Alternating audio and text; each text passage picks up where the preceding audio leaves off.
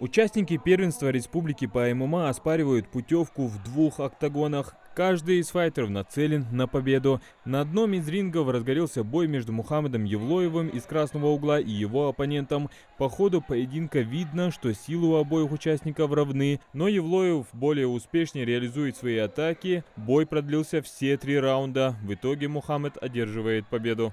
Я пытался сначала давить его стойкой, потом переводить партер и оттуда уже работать на добивание. Бой был нелегким, потребовалось много выносливости. Я рассчитываю занять 1-е место, поехать после этого турнира на СКФО. Бескомпромиссный бой проходит и в параллельном октагоне, где Рамзан Оздоев не дает шансов своему сопернику выйти из ринга победителем. Рамзан действует слаженно и хладнокровно, не испытывая никаких эмоций. Он наносит сокрушительные удары и в итоге одолевает своего противника болевым приемом. Рамзан, кстати, сражается в весовой категории 61 килограмм и ему 16, как и предыдущий боец Мухаммад Евлоев. Он уверенно настроен на полуфинал.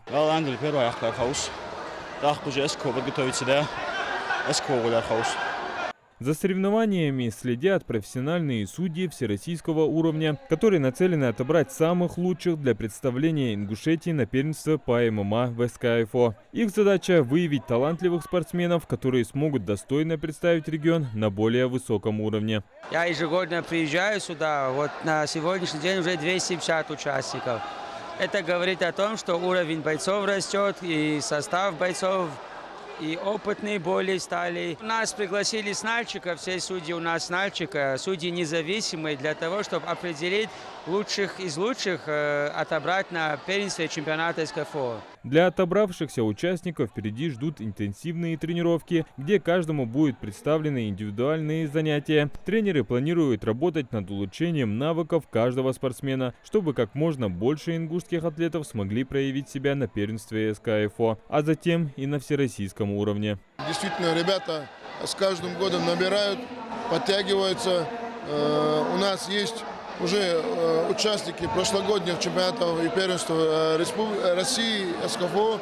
И эти ребята, конечно, они являются на сегодняшнем турнире фаворитами, но не исключено также, что молодые ребята, которые еще не были на таких серьезных турнирах, они жаждут побед, они жаждут побывать на первенство, на чемпионате России, и поэтому здесь действительно очень серьезная конкуренция сегодня. Первенство республики по ММА в Назрани стало ярким событием, продемонстрировавшим высокий уровень подготовки спортсменов и их стремление к победе. Теперь они готовятся к новым испытаниям и надеются на успех в дальнейших соревнованиях. Адам Гулоев, Акрамат Дасхоев, Магаз 24.